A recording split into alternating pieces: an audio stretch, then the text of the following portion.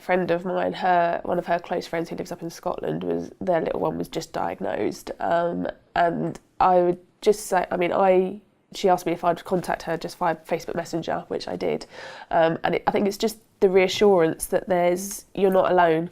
There are other parents out there. There are other children out there the same age as yours, if not younger, that have got either the same type of loss or more severe or anything. You're not the only one.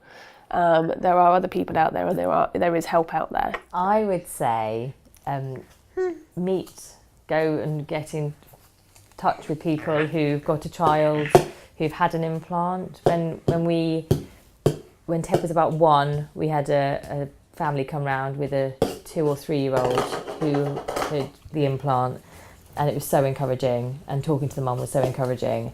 A lot of people say it'll be fine, they do so well, but you need to see how, in real life, how they're doing. The advice I'd give to anybody going through it is that it's a long journey. There's a lot of peaks and troughs, and it might take a while for things to kind of progress, but eventually they will progress. It's definitely worth it. I think hearing Alyssa singing Jingle Bells makes it all totally worth it. Both me and my husband, we've always been in the mindset that we've not gone on the internet too much, we've not Googled things too much, because I think you can get a false impression from that as well as a positive one. You can look on there and see all the videos of all these fantastic switch-ons, all these fantastic results, and I don't think they're always quite as true as what they could be. But yeah, the main one is just to reassure that you're not alone. There are other parents out there, and there are other children out there.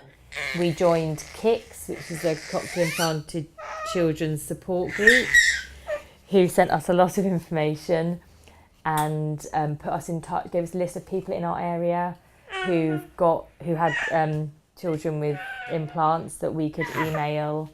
They sent us a lot of information about the different devices, all very general and unbiased, and just general information, which we found really useful. The advice I would give to any families going through the same thing is not to worry, because if I knew back then what I know now, it's fine, and Henry is a happy, lovely little boy who hears amazingly well and is doing great, so don't worry. And I think I remember being told when she was first diagnosed that we were just consumed with deafness and deaf and hearing aids and the deaf world, and quite an anxious time, but somebody said that she's still your child and she's still Alyssa, which really helped us through it.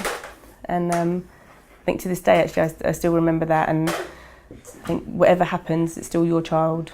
We got in touch with the Elizabeth Foundation, which we found really useful, again, just to talk to other people who know what you're going through and who've been through it, because your friends, they say it'll be fine or we understand, but you need to speak to people who really have the amount of appointments and have had to juggle appointments and have had to go through the exact same experience.